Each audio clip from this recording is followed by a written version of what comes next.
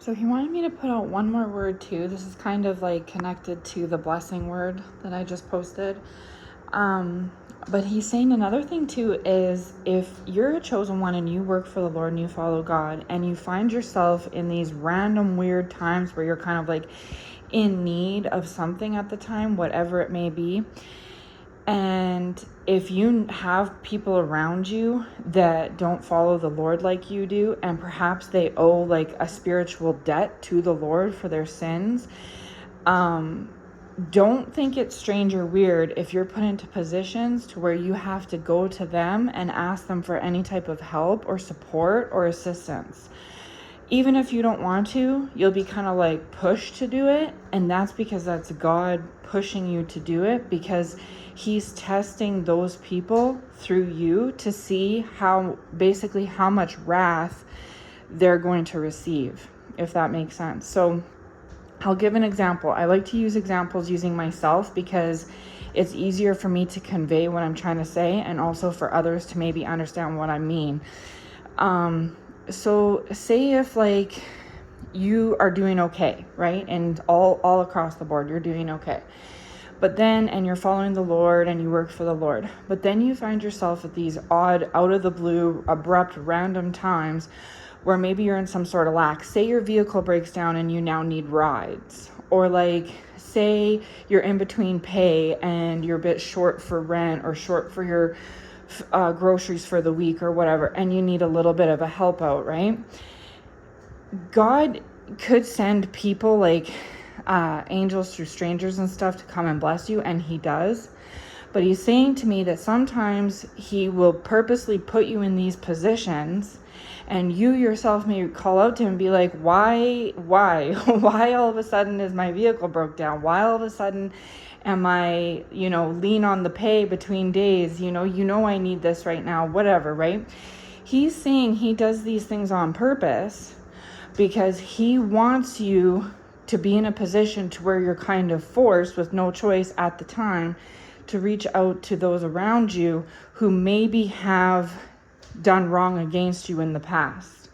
So if you have any friends or family members or associates around you that you are pretty aware, you either know for sure or are fairly sure because the Lord has revealed to you that one way or another they've went against you in the past, they're under wrath, and he wants to go after them for what they've done because they've messed with one of his, and also because they're not working for him like you are and they're supposed to be, and they're living a sinful life.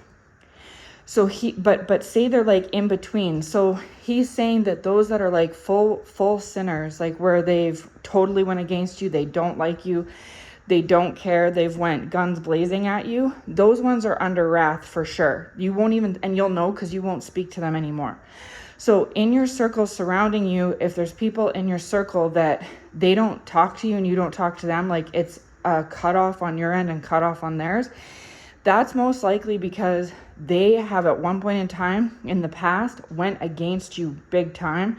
And because of that, God won't even allow them to be in a position to bless you in one way or another, because they're just strictly under wrath, and that's it. Because maybe they did too much, maybe they're too much of a sinner, maybe they're not even lukewarm, they're just fully cold, they don't even consider him at all whatsoever, or even worse, they just work for Satan, they know it and they don't care, right? Those ones are not who I'm talking about. Those ones aren't part of what I'm saying. I'm talking about those around you who you wouldn't consider as like evil people per se, or maybe even though they've done some things against you, they've also done some things for you, like they're kind of an in-betweener, like they are 1 foot in for you and 1 foot out for you. So they've done some things against you that have earned them some wrath from the Lord, but they haven't been, as full on guns blazing for you as these other ones have. So they're in a different category where they're being tested, and the testing serves a purpose for the Lord because it determines how much wrath basically he's going to pour out on these people. So say you have people in your circles in the last whatever recent past, whatever it may be, say in the last few months or few years, that have completely went against you. They don't like you, you don't like them. It's just, there's bad blood there. Those people are under wrath for the things that they have done against you, because you now work for the Lord and you're one of his, right? But then, and even if, especially if you're a chosen one, of course. But then if you have others that are in your circle, and he's telling me mostly family members. So as we know, family members can be really for us or really against us or somewhere in between. So I'm using them as the example because they're a good example of a type of person that would be in between. So say in the past, they've maybe done some things against you that just were not right, but yet they've also helped you out in ways too. So they've kind of been a little bit for you, a little bit against you.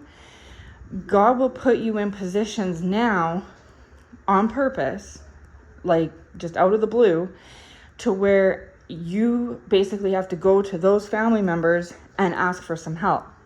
So just say your brother or your sister, you guys got along, but you didn't get along. They were bad-mouthing you behind your back, lying about you behind your back, but yet they would like maybe babysit your kids or like, help you out in between paydays or something. If you still associate with them and your vehicle is broken down on you, this is all just an example, God will push you to be asking them specifically for rides until you get your car fixed, your vehicle fixed. And you have other options. You could maybe ask someone from work instead, or you could maybe pay for cabs or something like that. But God's like, no, like he's literally pushing you.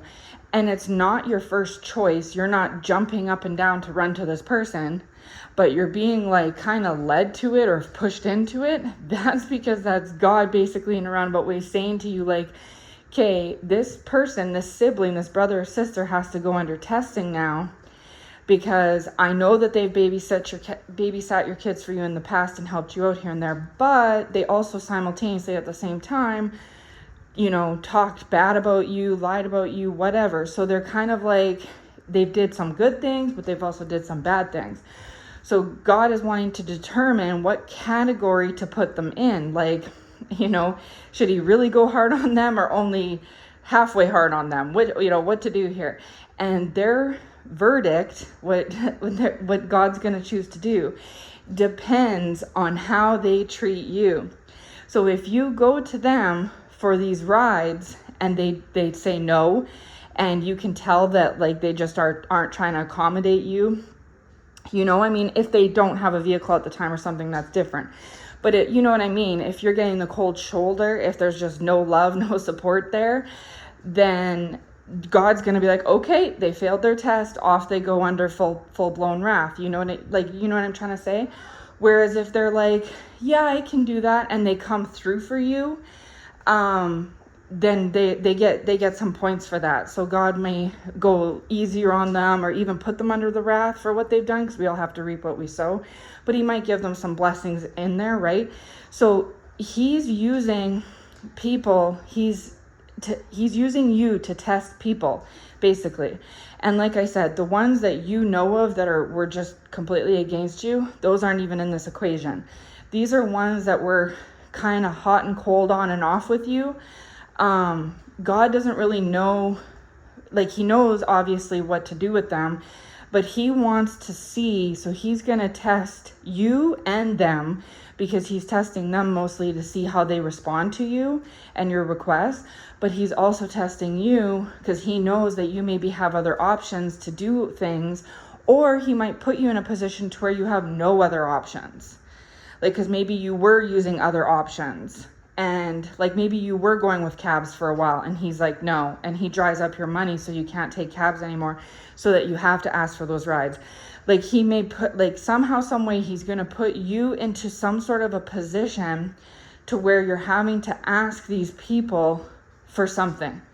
And most likely it's not going to be anything really, grand or over the top, but it will be just little things like I said, some rides for a week or something like that. And this is all done on purpose by the Lord, because he wants to test if you're going to obey him, which you will if you follow him, of course. But he knows that. So therefore, he mostly wants to test these other people because he knows that he doesn't have their full obedience from them like he has from you. So he wants to measure them and see what they're going to do when they're put in these positions. So as you know, you work for the Lord. So when he speaks to you and says, hey, go ask your brother for rides this week, you'll go ask your brother for rides this week. You may say to him, no, God, can I please take cabs? He's like, no, there's no money now. You have to go ask. So, and you'll do it because you work for the Lord. You obey him. However, these other people are lukewarm. They're not full evil Satan followers per se, but they're also not as righteous as you are working for the Lord like you are, right? So he'll put you in that position to test you. You, of course, will follow through, but he mostly wants to see what they do next. What's their next move? Are they going to accommodate you or not? And what they choose to do will equate whatever type of wrath they get in return. So I don't know. I hope this makes sense to someone, and I hope it blesses you.